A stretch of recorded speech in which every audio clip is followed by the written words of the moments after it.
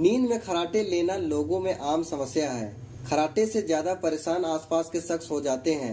लेकिन क्या आप जानते हैं कि आखिर क्यों आते हैं खर्राटे और क्या है इसका इलाज? आज की वीडियो में आपको यही बताने वाला हूं। दोस्तों आज का वीडियो बहुत ही नॉलेजेबल वीडियो है, बहुत अच्छा वीडियो, आप पूरे देखिएगा वीडियो को। दोस्तों वीडियो अगर पसंद आता है तो वीडियो पे लाइक कर दीजिएगा और अभी तक आप मेरे चैनल को सब्सक्राइब नहीं किए हैं तो मेरे चैनल को सब्सक्राइब कर लीजिएगा। बगल में नोटिफिकेशन बेल है उसे भी ऑन कर दीजिएगा और कमेंट्स में अपनी राय जरूर दे वीडियो कैसा लगा और अपने दोस्तों में वीडियो को ज्यादा से ज्यादा शेयर करें। तो चलिए दोस्तों आगे बढ़ते हैं और जान लेते हैं। खर्राटे आने का कारण जीभ का मोटा होना भी होता है।